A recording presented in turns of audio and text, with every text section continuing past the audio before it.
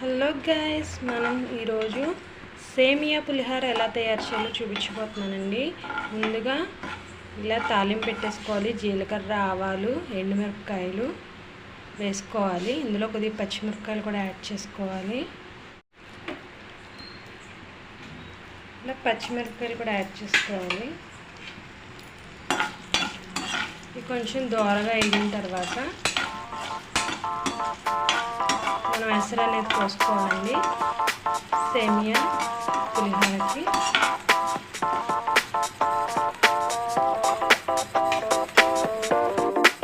కొద్దిగా వేరుశనగకాయ గుళ్ళు కూడా వేసుకోవాలండి. చేసే క్వాంటిటీ బట్టి తాలింపు అనేది పెంచుకోండి.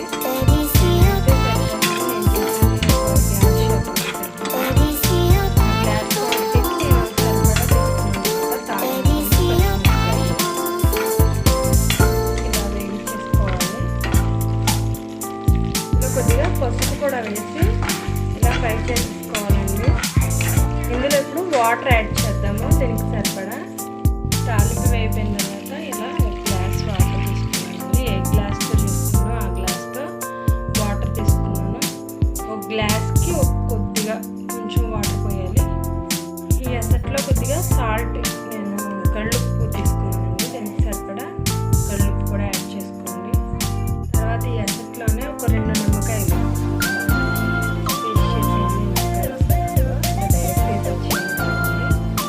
మీడియం సైజు 2 నిమ్మకాయలు తీసుకున్నాను. ఇట్లా నేను మొక్కని రసాన్ని ఎసట్లో పిండేసుకున్నాను అనమాట. చూసారు కదా, ఎసరు మొత్తం కాగిపోయిందండి. ఇప్పుడు ఇందులో మనం సేమియాని యాడ్ చేసేద్దాం. ఇలా సేమియాని మొత్తం పోసుకోవాలన్నమాట. చూసారు కదా, ఇలా సేమియా మొత్తం దగ్గరికి వచ్చేసేదాకా మనం ఉడికించుకోవాలన్నమాట. ఈ సేమియా పులిహోర అనేది చాలా ఈజీ అండి. నేనైతే ఇలా ప్రిపేర్ చేస్తాను ఇంట్లో. తొందరగా ఈజీగా క్విక్కి అయిపోతుంది తొందరగా అనమాట. ఇప్పుడు ఎలాగో శ్రావణ మాసం వచ్చేసింది కదండి. సేమియా పులిహోర చేయాలంటే ఎంతో కష్టపడాల్సిన అవసరం లేదు ఫ్రెండ్స్. తొందరగా ఈజీగా ఇలా తయారు చేసేసుకోవచ్చు.